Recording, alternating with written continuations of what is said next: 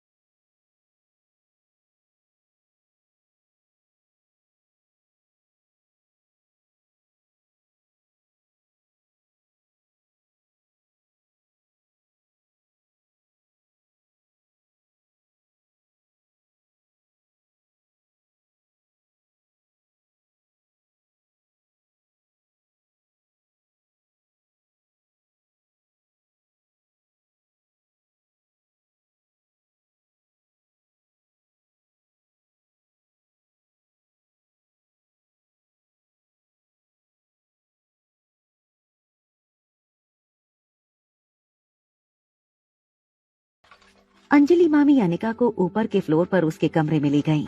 कमरे के अंदर आने के बाद अंजलि मामी ने कमरे की लाइट ऑन करते हुए कहा, ये तुम्हारी माँ का कमरा है। हमने इस कमरे को आज तक वैसे ही रखा है जैसा तुम्हारी माँ को पसंद था। बस सिर्फ साफ सफाई करते रहे, बाकी हर चीज ज्यों की त्यों है। और आज से ये रूम तुम्हारा है। अनिका ने देखा कि रिया पहले से बिस्तर पर सो रही थी। मामी ने अनिका को हक करते हुए कहा, गुड नाइट बेटा, अब आराम से सो जाओ। अंजलि मामी के जाते ही अनिका रिया के बगल में लेट गई। अनिका को पता भी नहीं चला कि कब वो गहरी नींद में सो गई थी। अनिका को लगा उसे सोए अभी चंद मिनट ही हुए थे कि उसका फोन, जो रात भर उसके तकिए के नीचे ही पड़ा रहा था, वो वाइब्रेट होने लगा। अनिका की आंख खुली और उसने देखा उसे एक अनजान नंबर से कॉल आ रहा था। अनिका ये देखकर चौंक गई कि सुबह के 9 बज चुके थे। दरवाजे पर अंजलि मामी जोर जोर से नॉक कर रही थी और अनिका से कह रही थी, बेटा दरवाजा खोलो, दरवाजा जल्दी खोलो बेटा, हॉस्पिटल से फोन आया था। रोहित की दादी को लेकर कोई इमरजेंसी है, तुम्हें अर्जेंटली बुलाया है। दरवाजा खटखटाने की आवाज सुनते ही अनिका तुरंत जाग गई। मामी ने क्या कहा था वो अनिका ने नींद में सुना नहीं था। उसने जब अपने बेड की लेफ्ट हैंड साइड पर देखा तो वहाँ रिया नहीं थी। अनिका ने सोचा कि शायद रिया जल्दी जाकर नीचे मामा और बाकी परिवार वालों के साथ नाश्ता कर रही होगी। अनिका ने अपने कमरे की बनावट और सजावट को गौर से देखा। उसे लगा कि उसकी माँ की पसंद काफी आर्टिस्टिक थी। कमरा भले ही 25 साल पहले की सजावट का था, मगर कमरे की सजावट देखकर आज भी काफी मॉडर्न लग रहा था। इससे साफ पता चलता था कि अनिका की माँ स्वाति अपने टाइम के लोगों से काफी आगे की सोच रखने वाली औरत थी। शावर लेने के बाद अनिका ने बेडरूम के कोने में बना एक छोटा सा स्टडी एरिया देखा। स्टडी एरिया में बैठने के लिए एक आरामदायक चेयर रखी थी और अलग अलग शेल्फ में कई सारी किताबों का कलेक्शन मौजूद था। अनिका ने गौर से सारी किताबों के कलेक्शन को देखा। अनिका को ये देखकर थोड़ी हैरानी हुई कि ज्यादातर किताबें बायोलॉजिकल साइंस और फार्मास्यूटिकल इंडस्ट्री पर आधारित थी। एक किताब हाथ में लेकर अनिका मन ही मन मुस्कुराने लगी। कम से कम आज उसे इस बात का पता चला था कि आखिर उसकी माँ ने फार्मास्यूटिकल कंपनी के बिजनेस में क्यों कदम रखा था। अनिका हर किताब के कवर पर प्यार से अपना हाथ घुमाने लगी। अनिका को पता था कि आज से 25 साल पहले कभी उसकी माँ ने इन किताबों को छुआ था। वो अपनी माँ के स्पर्श को किताबों के जरिए महसूस करना चाहती थी। तभी बेडरूम का दरवाजा फिर से किसी ने खटखटाया। अनिका ने जब दरवाजा खोला तो देखा कि सामने अंजलि मामी बहुत परेशान थी। अंजलि मामी ने अनिका से कहा, बेटा जल्दी करो, हॉस्पिटल से फोन आया था, वहाँ कुछ प्रॉब्लम हो गई है। अनिका ने मामी से पूछा, कैसी प्रॉब्लम मामी? क्या मिस्टर रोहित ने आपको फोन किया था? अंजलि मामी ने अनिका को जवाब देते हुए कहा, हाँ बेटा, रोहित का फोन आया था। उसने कहा कि उसकी दादी माँ की तबीयत को लेकर वो तुमसे बात करना चाहता है। रोहित ने कहा है कि जैसे ही तुम जागो तुरंत उसे कॉल करो। ये बात सुनकर अनिका को भी टेंशन होने लगी थी। उसे इस बात की चिंता थी कि कहीं हॉस्पिटल में किसी ने दादी माँ को कोई गलत मेडिकेशन या ट्रीटमेंट तो नहीं दे दी है। अनिका ने जल्द ही अपना फोन उठाकर रोहित को फोन मिलाया। थोड़ी देर रिंग बजने के बाद रोहित ने फोन उठाते ही अनिका से कहा, दादी माँ को अब तक होश नहीं आया। You have to do something fast. कहीं दादी माँ को। रोहित आगे कुछ कहे उससे पहले अनिका ने उसे रोकते हुए कहा, calm down mister Rohit, please calm down. I am sorry, मैं आपको बताना भूल गई थी। दादी माँ पर जब ऑपरेशन किया गया तब उनका शरीर बहुत कमजोर था, इसलिए दादी माँ को होश में आने में कम से कम 3 से 4 दिन लग जाएंगे। हर body needs rest right now. Anika को पता था कि ऑपरेशन के तुरंत बाद उसे पेशेंट की फैमिली को ये बात बता देनी चाहिए थी। एक डॉक्टर की हैसियत से ये एक बहुत बड़ी भूल थी। अनिका ने रोहित से माफी मांगते हुए कहा, मिस्टर रोहित, ये बात मुझे आप लोगों को कल ही बता देनी चाहिए थी। मेरी वजह से आप सबको जो तकलीफ हुई है उसके लिए I am really very sorry. Anika की बात सुनकर रोहित कुछ देर के लिए चुप हो गया। जब थोड़ी देर रोहित शांत रहा तब अनिका ने रोहित से पूछा, क्या इस बात की वजह से आपको कोई प्रॉब्लम हुई है? क्या आपकी फैमिली वालों ने आपसे अनिका जो पूछना चाहती थी वो रोहित समझ चुका था। रोहित ने अनिका की बात को सुनते हुए सिर्फ इतना कहा, जी कोई बात नहीं है, नथिंग टू वरी। बड़ी फैमिली में छोटी छोटी बातें होती रहती हैं। क्या आप आज आकर दादी माँ को एक बार चेक नहीं करेंगे? रोहित की बात सुनते ही अनिका ने रोहित को पूछ लिया, क्या आपका बेटा हॉस्पिटल में है? रोहित अनिका की ये बात सुनकर चौंक गया था। फिर भी उसने अनिका की बात का जवाब देते हुए कहा, नहीं वो तो नहीं आया, मगर आप ऐसा क्यों पूछ रही हैं? अनिका को पता था कि दादी माँ को कुछ दिनों बाद ही होश आने वाला था, इसलिए अनिका के वहाँ जाने का कोई मतलब नहीं था। और फिर दिल्ली की लाइफ केयर हॉस्पिटल इंडिया की बेस्ट हॉस्पिटल में से एक थी, जहाँ के डॉक्टर और नर्सिंग स्टाफ A+ ग्रेड के प्रोफेशनल्स थे। इसलिए अनिका को दादी माँ की कोई चिंता नहीं थी। वो तो बस रोहित के बेटे से मिलना चाहती थी, जिसकी आंखें उसे बहुत जानी पहचानी लगी थीं। अनिका को लग रहा था कि उस बच्चे की आंखें उसे कुछ कहना चाहती थीं। अगर वो बच्चा हॉस्पिटल में नहीं था तो अनिका के हॉस्पिटल जाने का कोई मूड नहीं था। रोहित की बात का जवाब देते हुए अनिका ने उसे कहा, मिस्टर मारवा, आज मेरी थोड़ी अपॉइंटमेंट्स पहले से फिक्स्ड हैं। And don't worry, your grandmother is under good care of hospital life care. Anika ने रोहित के मुंह पर उसी की हॉस्पिटल की तारीफ करते हुए रोहित की बात को टाल दिया।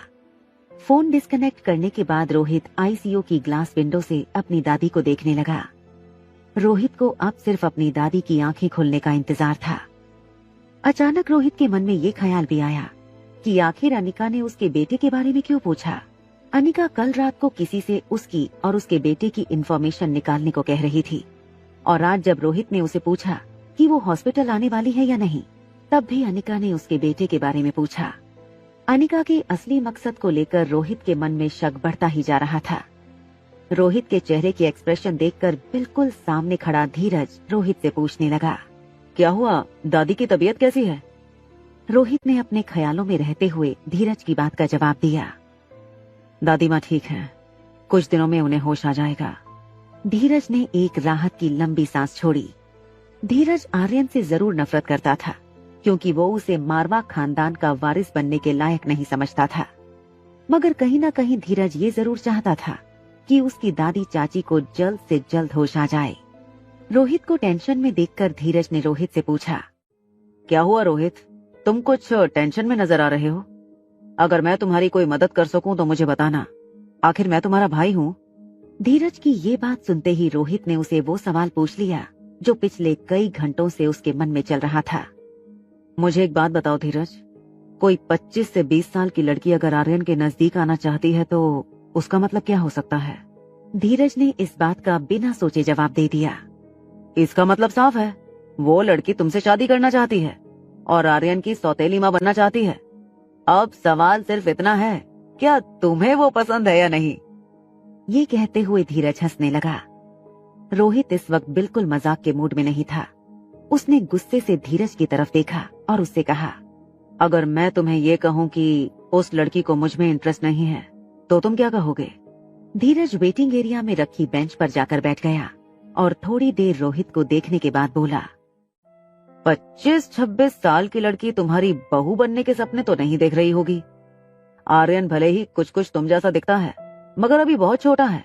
ये कहते हुए धीरज फिर से आवाज दबाते हुए हंसने लगा। फिर जब उसे लगा कि उसकी ये हरकत रोहित को और गुस्सा दिला सकती थी, उसने अपनी हंसी रोकते हुए रोहित से पूछा, अगर आज आप फ्री हो तो क्या मुझे बलवीर सर की एकेडमी में ले जा सकते हो? रोहित ने धीरज की इस बात का कोई जवाब नहीं दिया और आईसीयू वार्ड से बाहर की तरफ चलने लगा। धीरज उसके पीछे पीछे चलने लगा और रोहित से पूछा, कहाँ जा रहे हो आप? रोहित ने आगे बढ़ते हुए जवाब दिया, आर्यन को पिकअप करके मैं उसे बलवीर सर से मिलवाने ले जा रहा हूँ। तुम आना चाहते हो तो आ जाओ। मल्होत्रा हाउस। बेडरूम में अनिका ने जब लैपटॉप में अपना मेल बॉक्स खोला तो राजलक्ष्मी ने उसे एक मेल भेजा था। राजलक्ष्मी ने अपनी मेल में लिखा था, मिस्टर मारवा को इन्वेस्टिगेट करना तो बहुत आसान था। मैंने अपने बॉयफ्रेंड से कहकर उनका कंप्यूटर हैक किया, जो बहुत आसानी से हो गया। मैंने इस मेल में एक डॉक्यूमेंट अटैच किया है जिसमें मिस्टर रोहित मारवा की बचपन से लेकर आज तक की लाइफ की सारी इन्फॉर्मेशन लिखी है। हर दिन क्या करते हैं, कहाँ जाते हैं, सब कुछ। मगर एक बात बहुत सरप्राइजिंग है, वो है उनके बेटे के बारे में कोई इन्फॉर्मेशन मौजूद नहीं है। बस इतना ही कि उसका नाम आर्यन मारवा है और रोहित का बेटा है। इसके अलावा आर्यन के बारे में कहीं से कोई इन्फॉर्मेशन नहीं मिल पा रही है। राजलक्ष्मी का मैसेज पढ़कर अनिका निराश हो गई थी। उस बच्चे की आंखें देखने के बाद अनिका को उससे मिलने की इच्छा बहुत बढ़ने लगी थी। वो उस बच्चे के बारे में जानना चाहती थी। अगर मिस्टर रोहित मारवा की शादी नहीं हुई थी तो फिर ये बच्चा उनका बेटा कैसे हो सकता था? ऐसे कई सारे सवाल थे जिनका जवाब अनिका जानना चाहती थी। निराश होकर उसने लैपटॉप स्क्रीन नीचे कर दी। अनिका गहरी सोच में पड़ गई। क्या उस बच्चे को देखने के बाद कल अनिका को जो कुछ महसूस हो रहा था वो बस एक अनिका का इमोशनल आउटबर्स्ट था? क्या सचमुच उस बच्चे के साथ आने का कोई कनेक्शन था? अनिका को कोई रास्ता ढूंढना था जिससे वो रोहित के बेटे से मिल सके। इससे पहले कि अनिका के दिमाग में कोई और ख्याल आता, रिया हाथ में गेंद लेकर बेडरूम में पहुंची। गेंद को जमीन पर पटकते हुए रिया ने अनिका से पूछा, मम्मा तुम नीचे क्यों नहीं आती सबसे मिलने? और तुमने मुझे कहा था कि आज तुम मुझे बलबीर अंकल से मिलने ले जाने वाली हो। कितना मजा आएगा, मैं भी मार्शल आर्ट सीखूंगी। ये रिया एक निडर और एडवेंचरस लड़की थी। जब से उसने सुना था कि अनिका उसे मार्शल आर्ट एकेडमी में ले जाने वाली है, रिया बहुत एक्साइटेड हो गई थी। आज उसने एक प्रिंटेड फ्रॉक पहनी थी जो सुबह सुबह अंजलि मामी और किशन मामा उसके लिए लेकर आए थे। बलबीर सर के पास जाने वाली बात जैसे ही अनिका को याद आई, उसने अपना फोन उठाकर अपना मैसेज बॉक्स खोला। बलबीर सर ने सुबह से 10 मैसेज किए थे। उनके इतने मैसेज से एक बात साफ जाहिर थी कि बलबीर सर अनिका और रिया से मिलने के लिए बहुत बेचैन थे। मगर वो कॉल करके अनिका की नींद डिस्टर्ब नहीं करना चाहते थे। अनिका ने उसी वक्त बलबीर सर को वीडियो कॉल लगाया। बलबीर सर ने तुरंत ही फोन रिसीव कर लिया। ऐसा लगा मानो वो फोन पकड़कर इंतजार कर रहे थे कि कब अनिका उन्हें कॉल करे। फोन उठाते ही बलवीर सर ने अपने अंदाज में अनिका को डांटना शुरू कर दिया। भरी जवानी में बूढ़ी हो गई हो, सूरज माथे पर चढ़ गया है और तुम हो जिसकी नींद ही नहीं खुलती। कब से तुम्हारा इंतजार कर रहा था। अगर मुझे पहले से पता होता कि तुम इतनी बड़ी कुंभकर्ण हो तो मैं रिया को लेने के लिए किसी ड्राइवर को भेज देता। अनिका ने अपने होठों पर उंगली रखकर बलवीर सर को चुप रहने का इशारा किया और फिर फोन का कैमरा रिया की तरफ घुमा दिया। रिया को देखते ही बलवीर सर का सारा गुस्सा एकदम से गायब हो गया। बलवीर सर ने रिया को हाय करते हुए उसे एक फ्लाइंग किस दी। रिया ने बलवीर सर की आंखों में आंसू देख लिए थे, मगर वो जानती थी कि बलवीर सर जैसे पहलवान को ये बात बिल्कुल पसंद नहीं आएगी कि किसी ने उनकी आंखों में आंसू देखे। रिया ने बलवीर सर को फ्लाइंग किस रिटर्न करते हुए कहा, मैं और मम्मा अभी इसी वक्त आपसे मिलने आ रहे हैं। ये सुनते ही बड़ी खुशी से बलवीर सर रिया और अनिका से कहने लगे, तो बात चाहो, फिर देर किस बात की कर रही हो। तुम जल्दी से खड़ी हो जाओ, गाड़ी में बैठ जाओ और आ जाओ मेरे पास। Stop wasting time you too. Riya ने कहा, आप बस आंखें बंद करके खोलिए, बस हम हाजिर हो जाएंगे। रिया अनिका को नीचे हॉल में ले गई। नीचे अंजलि नानी माँ के साथ बात कर रही थी। अंजलि मामी ने नानी से कहा, मम्मी जी उनको 2 दिन में डिस्चार्ज दे देंगे, आप फिक्र मत कीजिए, उनकी तबीयत अब बिल्कुल पहले जैसी हो गई है। अनिका ने अपनी नानी माँ के साथ थोड़ी देर बातें की और फिर अंजलि मामी की कार लेकर रिया के साथ ब्रह्मपुत्र अकेडमी चली गई। मल्होत्रा हाउस से बलवीर सर की ब्रह्मपुत्र मार्शल आर्ट अकेडमी आधे घंटे की दूरी पर थी। वहाँ ब्रह्मपुत्र मार्शल आर्ट अकेडमी में रोहित, धीरज और आर्यन बाहर रिसेप्शन एरिया में बलवीर सर की वेट कर रहे थे। सामने की दीवार पर लगी बलवीर सर की सारी ट्रॉफीज, देश विदेश के बड़े बड़े पहलवानों के साथ उनकी फोटो देखकर पता चल जाता था कि बलवीर सर का करियर न सिर्फ लंबा था, मगर वो अपने ज्यादातर करियर में सबसे ऊपर रहे थे।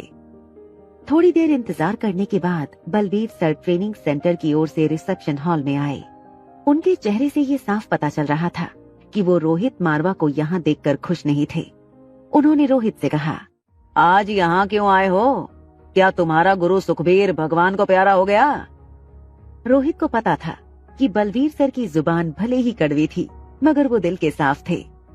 रोहित ने बलवीर सर के सामने सर झुकाकर मार्शल आर्ट की रिवाज से उन्हें नमस्ते करते हुए कहा, मैं यहाँ सुखबीर सर के कहने पर नहीं आया। मैं चाहता हूँ आप मेरे बेटे को अपना स्टूडेंट बना लें।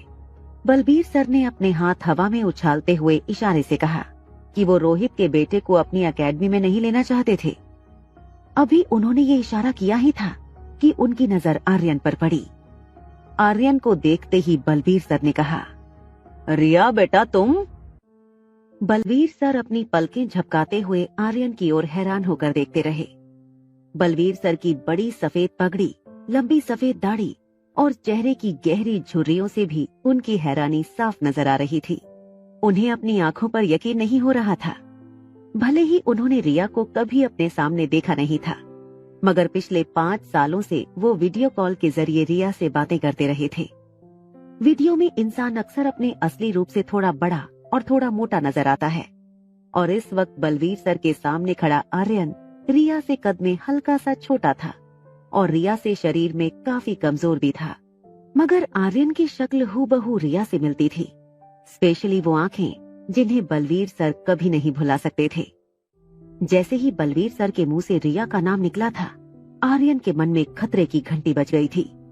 वो समझ चुका था कि बलवीर सर रिया को जानते थे, इसलिए बात बनाते हुए आर्यन ने बलवीर सर से कहा, अंकल, मेरी उम्र के लगभग सभी बच्चों की शक्लें एक दूसरे से मिलती हैं। क्या आपको भी इस वक्त मेरी शक्ल अपने किसी जान पहचान के बच्चे से मिलती हुई नजर आ रही है? रोहित और धीरज बलवीर सर और आर्यन के बीच चल रहे इस कॉन्वर्सेशन को समझ नहीं पा रहे थे, मगर आर्यन की ये बात सुनकर बलवीर सर अपनी दाढ़ी पर हाथ घुमाते हुए बोले, हो सकता है कि बच्चा जो कह रहा है वो सही हो, और फिर मैं तो ठहरा पहलवान आदमी हर किसी को एक ही नजर से देखता हूँ। शायद मुझसे कोई गलती हो गई हो। भले ही बलवीर सर ने रोहित और धीरज के सामने ये बात कही थी, मगर अंदर ही अंदर वो इस बात से हैरान थे कि अभी 5 मिनट पहले जिस रिया से उन्होंने फोन पर बात की थी, वो रिया अचानक ही उनके दुश्मन सुखबीर के शागिर्द का बेटा कैसे बन गया। अपनी इसी हैरानी में बलवीर सर ने रोहित से पूछा, क्या ये तुम्हारा बेटा है? बलवीर सर के सवाल में बेटे शब्द पर खास स्ट्रेस था।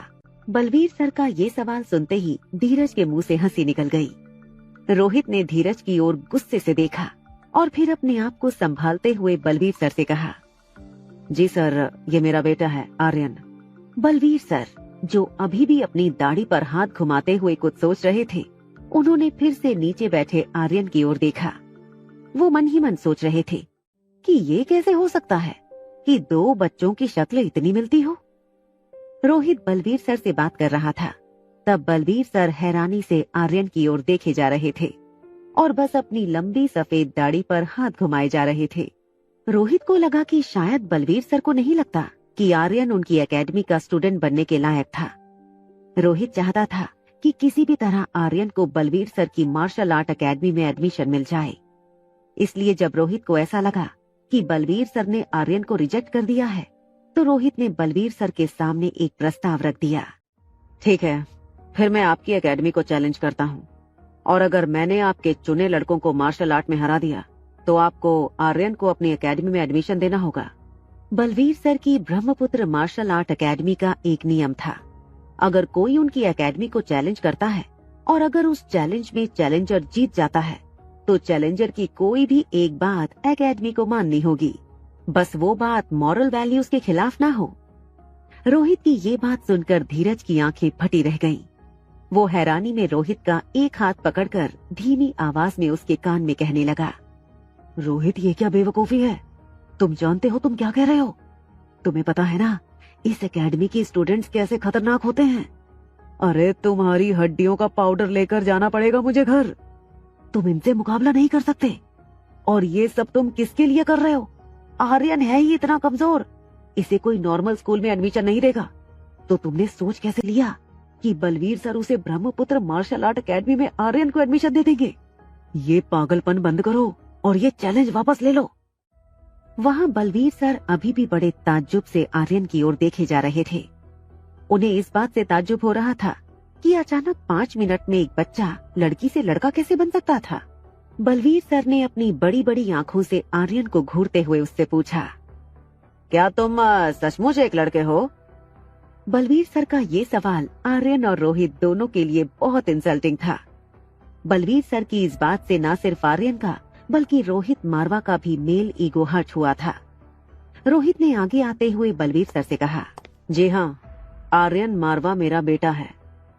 रोहित की बात का साथ देते हुए आर्यन ने भी अपने दोनों हाथ कमर पर रखकर बलवीर सर की आंखों में आंखें डालते हुए कहा, हाँ, मैं एक लड़का हूँ। आर्यन के मुंह से ये बात सुनते ही बलवीर सर ने ऐसे रिएक्ट किया जैसे उन्हें कोई बहुत बड़ी लॉटरी लग गई हो। वो जोर जोर से चिल्लाने लगे, मिल गया, मिल गया, अरे बादशाहो, लस्सी मंगाओ ठंडी, मिल गया, मिल गया। बलवीर सर आर्यन को देखकर समझ गए थे कि उन्हें अनिका का वो बेटा मिल गया था जिसे अनिका 6 साल से ढूंढ रही थी। बलवीर सर एक बड़ी सी स्माइल देते हुए आर्यन के हाथ मसाज करने लगे। उन्होंने रोहित की ओर देखकर कहा, वाह बादशाहो, मेरी एकेडमी को चैलेंज करने की बात करके ही तुमने मुझे खुश कर दिया। और इस लड़के के हाथ पांव को देखो, किसने कहा ये कमजोर है? इसके हाथ पांव मार्शल आर्ट सीखने के लिए ही बने हैं। देख लेना, मेरी ट्रेनिंग के अंदर ये सबसे तेज मार्शल आर्ट सीख लेगा। बलवीर सर ने अपना एक हाथ आर्यन के कंधे पर रखा। बलवीर सर के पंजे में लगभग आर्यन का पूरा कंधा कवर हो रहा था। आर्यन को ट्रेनिंग सेंटर की ओर धक्का देते हुए बलवीर सर ने रोहित से कहा, अब तुम जाओ, आज से ये लड़का मेरा स्टूडेंट है, तुम्हारी यहाँ कोई जरूरत नहीं। रोज ट्रेनिंग खत्म होने के बाद इसे लेने आ जाना। जैसे ही सर आर्यन को अंदर ले जाने लगे, धीरज ने आगे आकर बलवीर सर से कहा, अब पाजी, वो मैं आपका बहुत बड़ा फैन हूँ। काफी सालों से एक लव्य की तरह आपके मार्शल आर्ट सीखने की कोशिश कर रहा हूँ। अब इच्छा रखता हूँ कि ब्रह्मपुत्र मार्शल आर्ट एकेडमी का स्टूडेंट बनूं और आपका शागिर्द भी। बलवीर सर ने पीछे मुड़कर धीरज को देखा। उन्होंने अपनी बड़ी बड़ी आंखों से धीरज को स्कैन किया। बलवीर सर ने धीरज को ऊपर से नीचे तक देखकर कहा, तुमने सोच भी कैसे लिया कि तुम हमारी एकेडमी का हिस्सा बन सकते हो? सर की ये बात सुनकर धीरज हैरान हो गया। बलवीर सर के सामने बोलने की ना तो धीरज में हिम्मत थी और ना ही उस वक्त उसके मुंह से आवाज निकल रही थी। बलवीर सर आर्यन को लेकर ट्रेनिंग सेंटर की ओर चले गए। धीरज अपनी इंसल्ट बर्दाश्त नहीं कर पा रहा था जब बलवीर सर ने ट्रेनिंग सेंटर का दरवाजा बंद कर दिया। धीरज ने चिल्लाते हुए कहा, आप मुझे रिजेक्ट करके उस कमजोर मंदबुद्धि बच्चे को एडमिशन दे रहे हो। बहुत बड़ी गलती कर रहे हो आप, बहुत बड़ी गलती। आगे की कहानी जानने के लिए देखें अगला एपिसोड।